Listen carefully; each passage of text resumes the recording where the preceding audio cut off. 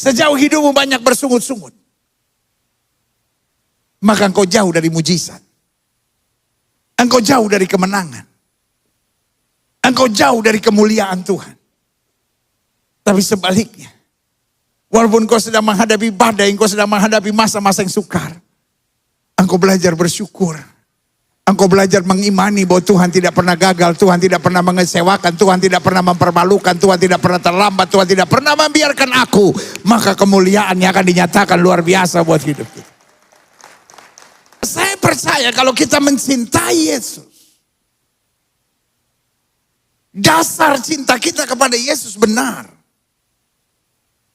maka kita tahu hidup kita berharga.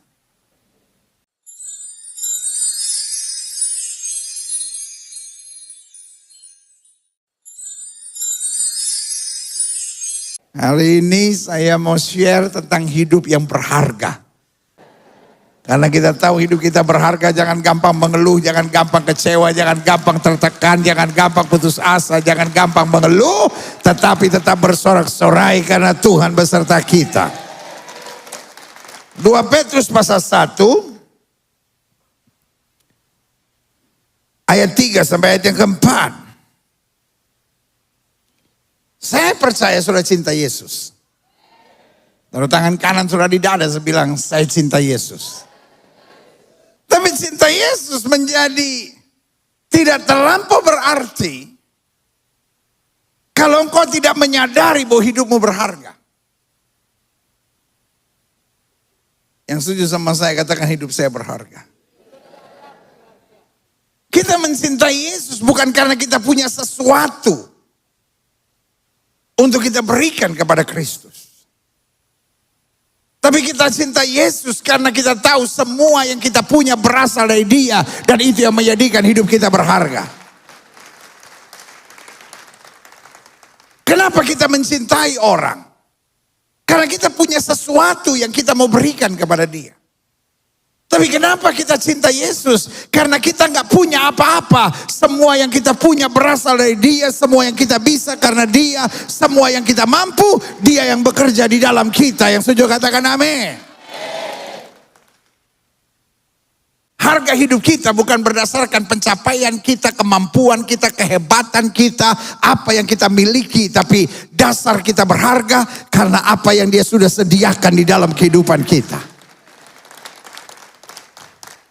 Saya mau setiap ibu-ibu pulang dari tempat ini dan sadar hidup saya berharga. Karena kalau hidup saya berharga, saya tidak tanya apa lagi yang bisa saya dapatkan. Tapi kalau saya sadar hidup saya berharga, maka pertanyaan saya, apa lagi yang saya bisa berikan? Mungkin suami saya mengecewakan saya, mungkin istri saya mengecewakan saya, mungkin orang tua saya mengecewakan saya, mungkin keadaan hidup ini penuh dengan tantangan. Tapi karena hidup ini berharga, saya tidak bertanya apa yang saya bisa dapatkan. Tetapi justru karena saya sudah menerima segala-galanya dari Tuhan, saya sudah mendapatkan segala yang berharga dan luar biasa dari Tuhan. Maka pertanyaan saya, Tuhan, dengan apakah aku balas kepada Tuhan segala kebaikannya? Yang setuju sama saya katakan Tuhan Yesus baik. Yang setuju sama saya katakan Tuhan Yesus baik. Sama-sama bilang hidup saya berharga. 2 Petrus 1 ayat 3 sampai 4 bilang begini. Di bawah judul perikop panggilan dan pilihan Allah. Karena kuasa ilahinya, sama-sama bilang sama saya kuasa ilahi, telah menganugerahkan kepada kita segala sesuatu yang berguna untuk hidup yang saleh. Oleh pengenalan kita akan Dia yang telah memanggil kita oleh kuasanya yang mulia dan ajaib. Yang pertama sama-sama bilang sama saya segala sesuatu yang berguna. Sama-sama bilang sama saya segala sesuatu yang berguna. Karena hidup saya berharga. Tuhan tidak berikan yang sia-sia dan sembarangan dalam hidup kita. Karena hidup kita berharga, Tuhan hanya memberikan yang berguna buat kita. Saya tidak bilang anak Tuhan harus bersyukur untuk setiap masalah. Tapi anak Tuhan bersyukur di tengah masalah. Karena apapun yang terjadi, hidup kita berharga. Tidak pernah Tuhan tinggalkan kita. Segala sesuatu Allah terus bekerja untuk mendatangkan kebaikan. Tuhan tidak bilang Tuhan memberikan segala sesuatu yang menyenangkan. Sama-sama bilang sama saya, tidak semuanya menyenangkan. Hidup Kristen bukan berontak, hidup Kristen bukan mengeluh, hidup Kristen bukan tertekan, hidup Kristen bukan mempertanyakan kenapa saya harus melewati semuanya.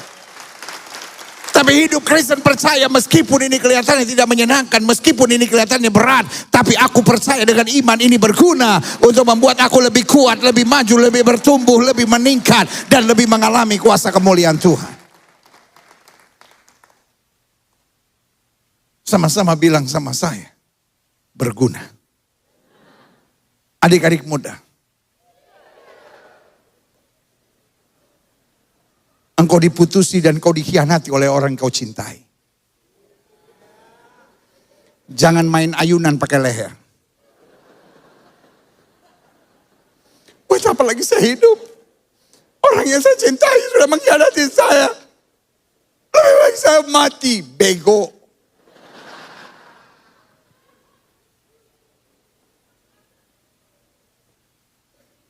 Kalau engkau ditinggalkan oleh orang yang mencintai engkau, bilang sama dia bye. Tapi masih sakit pendeta. Saya cuma mau bilang sama adik-adik muda yang saya sayang dalam kasih Kristus. Cintamu kan tulus kan? Cintamu tulus kan? Ketika engkau kehilangan pengkhianat, kau tidak kehilangan siapa-siapa. Tapi pengkhianat itu sudah kehilangan cinta tulus yang kau mau berikan kepadanya. Pengkhianat itu tidak layak mendapatkan cinta tulus daripadamu. Adik-adik muda, jangan kau dikhianati lalu ditinggalkan oleh kekasihmu. Kau menangis, kau putus asa, kau kecewa. Engkau berkata, buat apa lagi aku hidup? Kalau engkau dikhianati orang, dia meninggalkan engkau. Jangan rubah status sambil berkata, oh hidup, kejamnya kehidupan. Dia sama ceweknya yang baru, dia sama cowoknya yang baru kata-kata, hihihi, mantan gue. Ganti statusmu dan bilang bye. Yang terbaik Tuhan sedang sediakan bagi aku.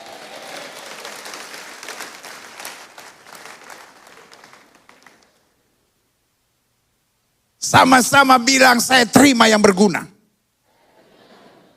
Amin. Masalah apapun yang ada di depanmu, bilang sama Tuhan, aku pegang firman Tuhan bahwa Tuhan hanya menyediakan yang berguna bagi aku. Hal kedua yang harus kau imani, dikatakan yang telah memanggil kita oleh kuasanya yang mulia dan ajaib. Kenapa kita berharga? Yang pertama, kita selalu menerima yang berguna dari Tuhan. Tuhan tidak menyediakan selalu yang paling menyenangkan buat kita, tapi yang paling berguna. Dan yang kedua, karena kita berharga, dia bimbing kita, kata Alkitab, dengan apa? Kuasanya yang mulia dan ajaib. Sama-sama bilang sama saya, kuasanya yang mulia dan ajaib. Ayat yang keempat, dengan jalan itu, dengan jalan memberikan yang berguna, dengan kuasa yang mulia dan ajaib, Ia telah menganugerahkan kepada kita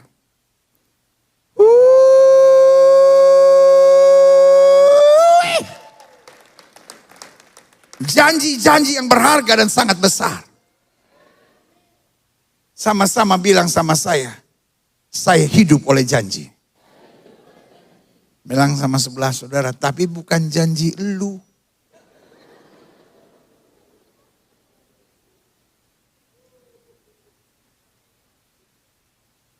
Siapa yang setuju sama saya, janji manusia mengecewakan? Bu,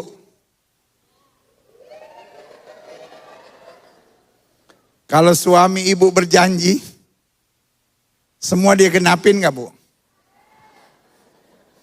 Kalau mau jujur sih kadang-kadang genap, kadang-kadang meleset. Pak,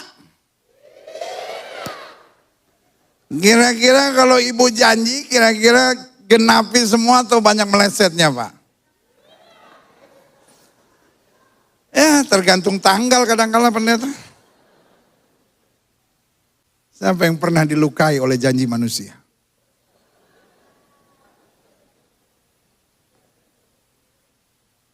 Siapa yang pernah berjanji lalu tidak menepati?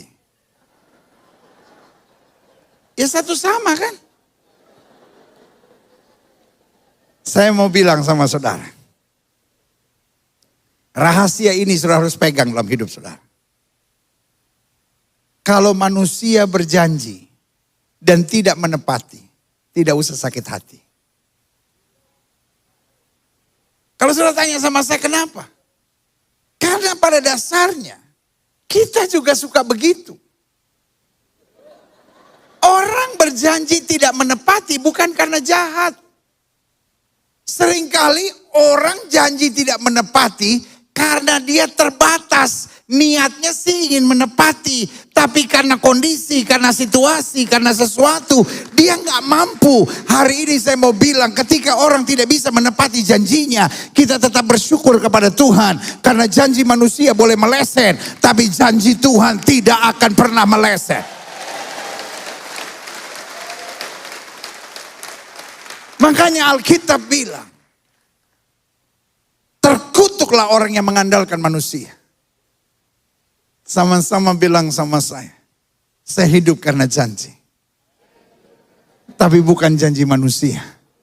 Janji Tuhan yang tidak pernah mengecewakan saya. Yang setuju katakan amin. Coba. Lihat ayat ini, luar biasa ini.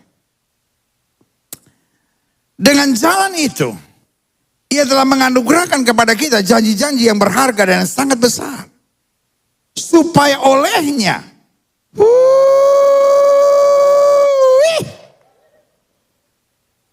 supaya oleh kesadaran janji yang sangat berharga dan sangat besar itu, kamu boleh mengambil bagian dalam kodrat ilahi. Sama-sama bilang sama saya kodrat ilahi. Tuhan bukan hanya mau kita jadi orang Kristen yang lumayan. Tapi Tuhan mau kita jadi orang Kristen dengan kodrat ilahi. Apa artinya kodrat ilahi? Alkitab bilang aku hidup. Tapi bukan lagi aku yang hidup. Kristus yang hidup dalam aku. Apa artinya kodrat ilahi? Nilai kita, nilai sorgawi. Alkitab berkata kalau kamu hidup di dunia dan kamu sama dengan dunia ini. Dunia akan mencintai kamu. Tapi karena kamu bukan berasal dari dunia ini. Dunia akan membenci kamu. Ketika prinsip kita beda. Orang dunia bilang begini. Kalau kamu baik sama saya bisa lebih baik dari kamu. Tapi kalau kamu jahat sama saya, kamu belum kenal siapa saya. Tapi orang Kristen punya prinsip yang berbeda. Kamu baik sama saya bisa lebih baik dari kamu. Tapi kalau kamu buat jahat sama saya tetap berbuat baik sama kamu. Karena segala yang jahat sudah Tuhan angkat dari dalam hidup saya. Orang dunia lihat saudara dan bilang, bodoh. Laki lu itu udah ninggalin lu. Lu masih sabar. Doa, wis berserah sama Tuhan. Itu bukan berserah sama Tuhan, bego. Kadangkala prinsip kita tidak bisa diterima oleh dunia. Tapi ayat ini bilang, supaya olehnya kamu boleh mengambil bagian dalam kodrat ilahi. Dan luput. Sama-sama bilang sama saya, luput. Dari hawa nafsu duniawi. Dari cara berpikir duniawi. Dari standar hidup duniawi. Karena Alkitab bilang ini membinasakan dunia. Tetapi Alkitab bilang orang yang melakukan kehendak Allah akan tetap hidup sampai selama-lamanya. Yang setuju katakan amin. Makanya saya catat di sini. Tuhan adalah Allah yang baik. Yang selalu menyediakan yang terbaik. Kalau saudara setuju, angkat tangan kanan saudara, sama-sama bilang, Tuhan saya baik. Dan selalu menyediakan yang terbaik buat saya. Amin. Namun persoalannya, seringkali kita tidak memahami. Setan berbisik kepada kita kalau Tuhan itu baik. Kenapa rumah tanggamu bermasalah? Kalau Tuhan itu baik, kenapa doamu tidak dijawab? Kalau Tuhan itu baik, kenapa ekonomimu bermasalah? Kalau Tuhan itu baik, kenapa penyakitmu belum disembuhkan? Hari ini saya mau bilang, apapun yang terjadi, Tuhan kita adalah Allah yang baik. Masalah yang terjadi tidak membuktikan bahwa Allah saya tidak baik. Tapi masalah yang terjadi hanya membuktikan Allah yang baik, mengizinkan hal-hal yang berguna yang mungkin saya belum paham, yang mungkin saya belum mengerti. Tapi kalau saya setia, kalau saya bertahan, kalau saya tetap memandang Tuhan, kalau saya tetap kuat sampai pada akhirnya, saya akan melihat kebaikan-kebaikan Tuhan akan nyata dalam kehidupan saya. Sama-sama bilang Tuhan saya baik. Sama-sama bilang Tuhan saya baik. Sama-sama bilang Tuhan saya baik. Iblis pengen saya berpikir, kenapa Tuhan kecewakan saya? Tidak sedikit yang membanggakan jasanya dan bilang, saya udah berdoa, saya udah melayani, saya udah mengorbankan segala-galanya. Saya bayar perpuluhan. Tapi kenapa Tuhan gak bela saya? Hari ini saya mau bilang, kalau Tuhan tidak memberikan segala sesuatu yang menyenangkan, tapi Tuhan berikan segala sesuatu yang berguna. Kenapa Tuhan berikan segala sesuatu yang berguna? Karena hidupmu berharga bagi Tuhan dan kerajaannya. Haleluya. Sama-sama bilang Tuhan mau hidupku berharga. Sama-sama bilang Tuhan mau hidupku berharga. Pertanyaannya, kapan kita memiliki hidup yang berharga? Yang pertama saya pelajari, jika kita menjadi orang yang tenang dan sabar, serta tidak menebar kebencian. Amin. Orang-orang yang berharga hidupnya akan tenang. Kenapa? Karena dia tahu tidak mungkin Tuhan mengecewakan dia. Alkitab saya bicara Yesus saya tidur di buritan. Tiba-tiba gelombang angin menerpa perahu itu. Dan ada satu kata penting dalam Alkitab, air menyembur masuk ke dalam kolam. Air menyembur masuk ke dalam perahu itu. Pertanyaan saya. Halo?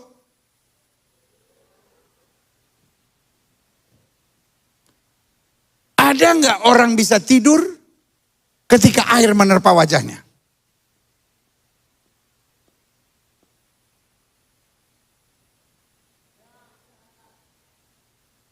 Boten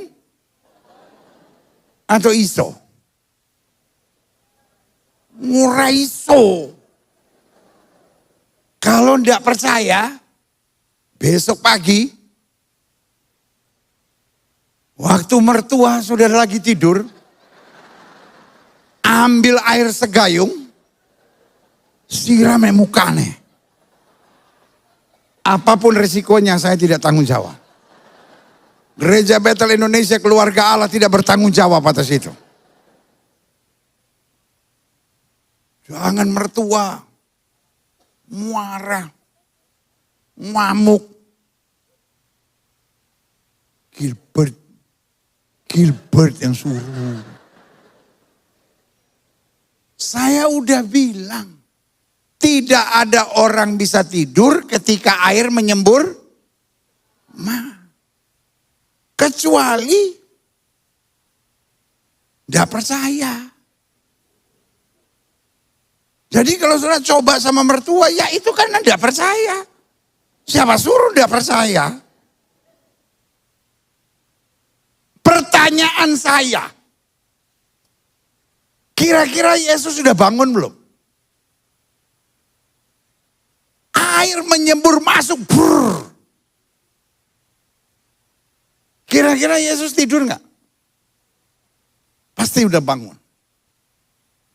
Tapi kenapa dia nggak bangun? Karena Petrus masih sibuk. Sok tahu, sok jago, sok pinter. Bilang sama sebelah saudara, rupa panjenengan ini.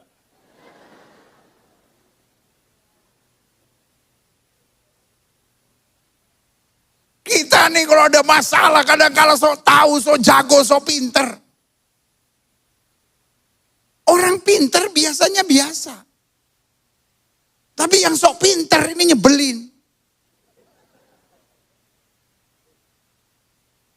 cantik, orang gagah itu biasa. Saya pernah ketemu orang cantik, orang gagah enggak? Biasa.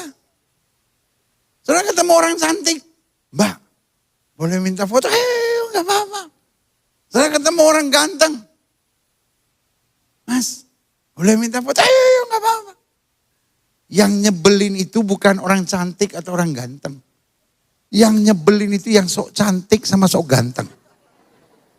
Pernah gak ketemu orang sok cantik? Yang kayaknya seluruh gereja naksir dia gitu. Aduh, kalau aku kemana-mana kok seperti aja yang liatin terus aku. Aduh, kucing aja lihat dia meong. Pernah gak ketemu orang yang sok ganteng gitu? Belum apa-apa udah, aduh maaf ya saya gak bisa difoto, sorry ya sorry. Siapa lagi yang mau minta foto sama dia ini?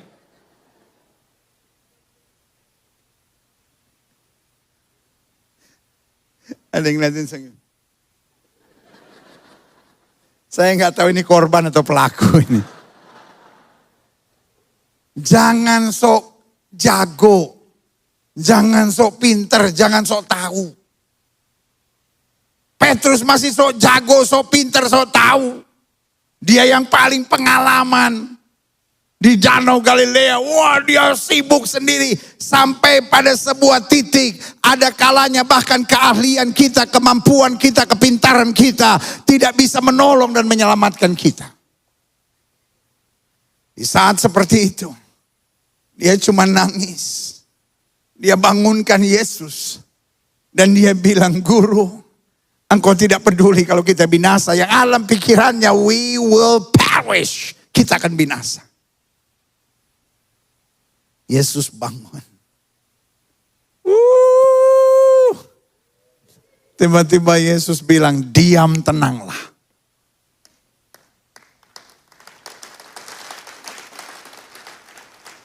Seluruh badai itu tenang. Pertanyaan saya, kira-kira apa yang ada dalam pikirannya Petrus? Saya pernah mikir nggak? Kira-kira apa yang dalam pikiran Petrus? Saya percaya ini pikirannya. Waduh, kenapa nggak dari tadi ya? Kalau saya tahu, ternyata buat dia begitu gampang.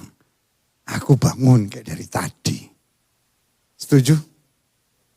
Yang buat kita susah, buat Tuhan mudah. What is miracle? Apa itu mujizat? Pak, kadangkala bagimu susah. Ibu, kadangkala bagimu susah. Adik-adik mudaku yang kusayang dalam kasih Kristus. Kadangkala bagimu susah. Tapi ketika engkau tenang, engkau sabar, engkau berserah pada Tuhan. Buat Tuhan terlalu mudah mengerjakan mujizat. Alkitab tidak berkata, maka Yesus bangun lalu panik dan bilang, Pet.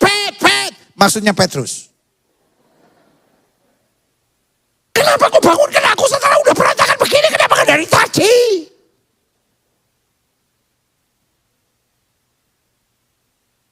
Buat Yesus tidak pernah ada terlambat.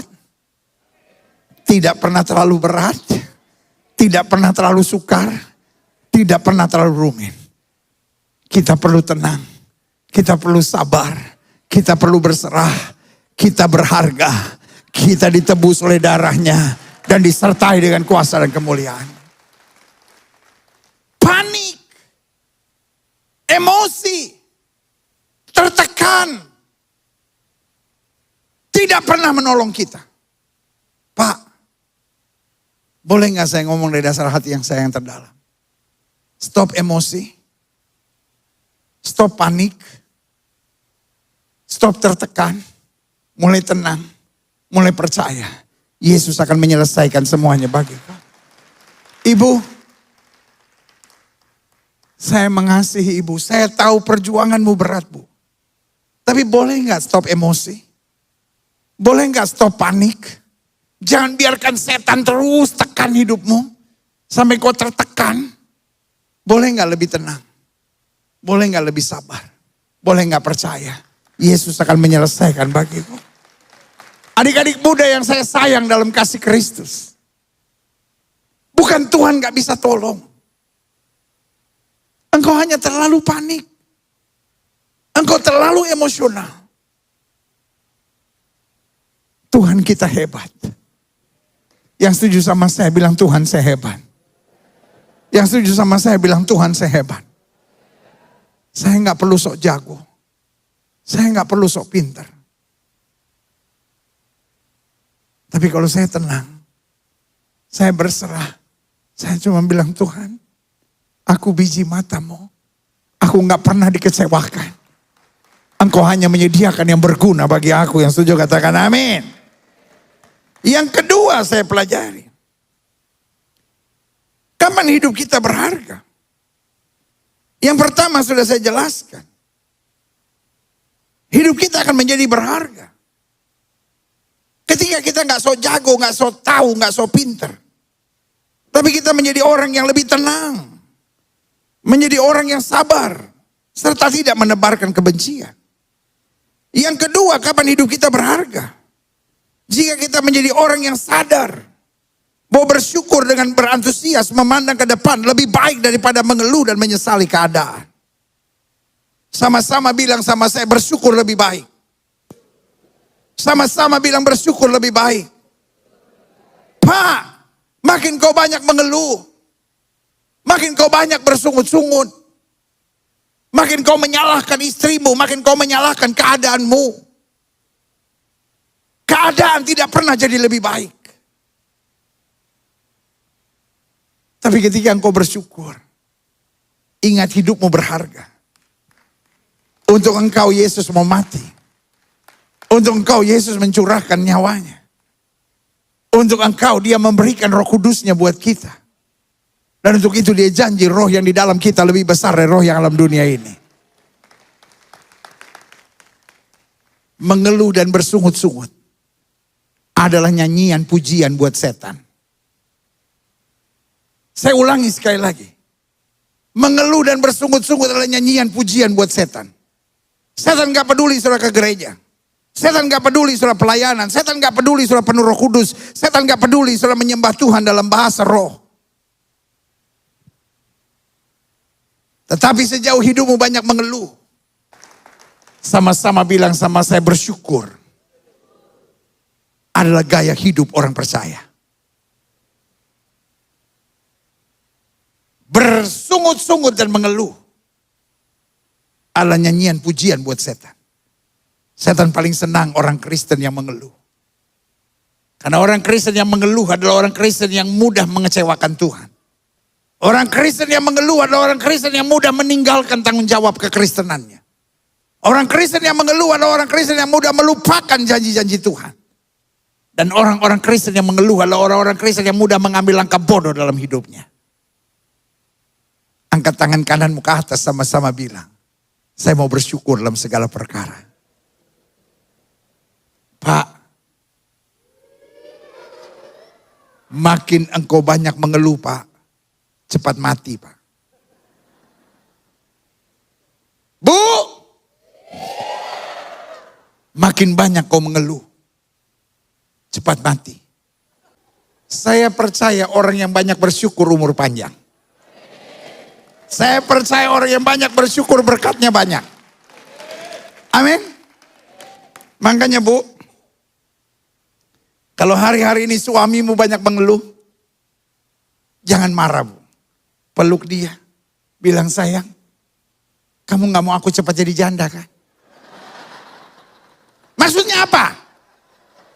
Gilbert bilang kalau kamu mengeluh terus, wes cepat mati.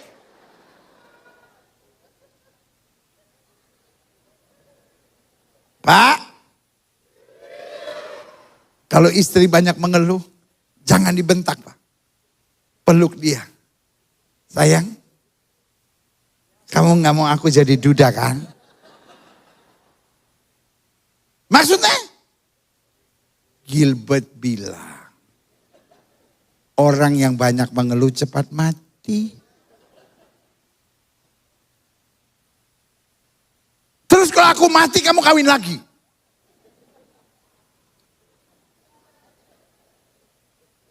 Itu pertanyaan paling bodoh dari seorang istri kepada suaminya. Alkitab bilang hanya maut yang dapat memisahkan. Kalau udah maut, kau senang di sorga. Terserah Tuhan mau memberikannya atau tidak. Oh, saya gak mau kawin lagi. Lebih cepat lagi dia mati.